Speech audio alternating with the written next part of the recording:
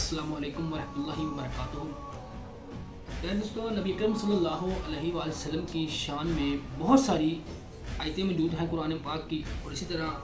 नबी अकरम सल्लल्लाहु अलैहि वसल्लम के जो मोजज़ात हैं अल्लाह ताला ने आपको अता किए वो भी अहादीस की कुतुब में मौजूद हैं। इसी तरह आप सल्लल्लाहु अलैहि वसल्लम को अल्लाह ताला ने जो मोजज़ा अता किया, जिसको रवायत करने वाले हज़रत अबू हुरैरा रज़ी अल्लाह ताला अन्हु हैं, यानी जब भी नमाज के दौरान ज़ाहिर सी बात है जब भी नमाज कोई भी शख्स पढ़ रहा होता है तो वो दौरान नमाज जो है वो कुछ ना कुछ अपने हाथ से वो है वो उसको कुछ खारिश हो रही है, वो इस तरह खारिश करता रहता है, या रुकू में जाता है तो वो खारिश कर रहा होता है अपने जिस्म के ऊपर या अपने कपड़ों को ठीक कर रहा होता है। तो उस वक्त भी सहाबा कराम जो थे वो नमाज तो पढ़ रहे होते थे, तो ऐसी कुछ ना कुछ जो हरकत वो कर रहे होते थे, यानी कि अपने जिस्म पर खारिश कर लेना या रुकू में जाना तो रुकू में कुछ ऐसा कर लेना।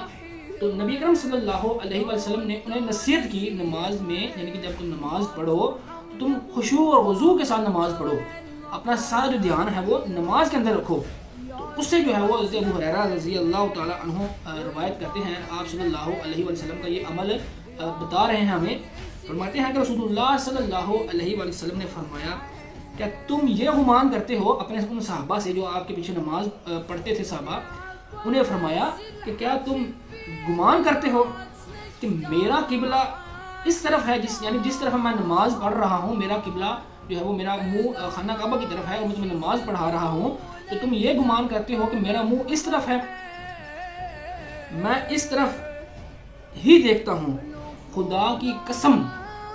मेरा किबला इस तरफ मखसूस नहीं, यानी मेरा सिर्फ खास इस तरफ देखना नहीं है मेरा किबला, बल्कि मैं अपनी पुश्त के पीछे भी तुमको ऐसे ही देखता हूँ जैसे मैं किबले की तरफ देखता हूँ। लिहाजा तुम्हारे खुशू और रुकू नमाज में मुझ पर पोशीदा नहीं। तुम ये मत समझना,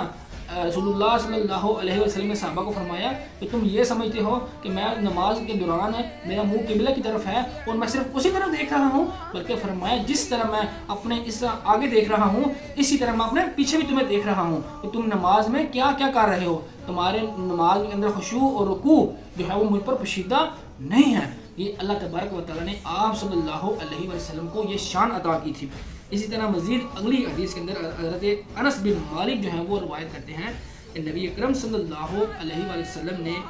कोई नमाज पढ़ी, वो कौन सी नमाज थी वो उन्होंने जिक्र नहीं किया। फिर आप मिंबर पर जलवा अफरोज़ हुए, नमाज आपने पढ़ी, नमाज पढ़ाने के बाद आप मिंबर पर तशरीफ़ ले आए, फिर आप मिंबर पर आए और नमाज और रुकू की शान बयान करने लगे, यानी कि आप सल्लल्लाहु अलैहि वसल्लम ने नमाज की शान बयान की, आपने रुकू की जो है वो शान बयान की, और बयान करते हुए फरमाया कि मैं अपने पीछे तुम लोगों को इस तरह देखता हूँ जिस तरह मैं अपने सामने देखता हूँ। यानी कि एक इंसान जब खड़ा होता है तो वो जब वो सामने देख रहा होता है तो उसका सारा जो उसका सामने उसको नज़र आ रहा होता है और पीछे उसको नहीं नज़र आ रहा होता। इस तरह नबी अकरम सल्लल्लाहु अलैहि वसल्लम ने फरमाया जिस तरह मैं अपने आगे देखता हूँ इसी तरह तुम्हें मैं अपने पीछे भी देख रहा होता हूँ, लिहाजा तुम अपने नमाज में खुशू और रुकू को अच्छे तरीके से अदा करो। दोस्तों, यहाँ पर एक बहुत ही बड़ा मसला है, यानी कि ये जो अब यहाँ पर हदीस बयान की है तो यहाँ से जो कुछ लोग हैं वो इस बात को इल्म गैब की तरफ इशारा देते हैं कि जी नबी पाक को जो है इल्म गैब था। तो कुछ लोग हैं वो जो वहाबी टाइप के लोग हैं, अहले हदीस हैं, वो इस बात से जो है वो नफ़रत खाते हैं और कहते हैं कि जी आपको इल्म गैब नहीं था। तो वो जो है वो जो अहले हदीस हैं, जो ऐसे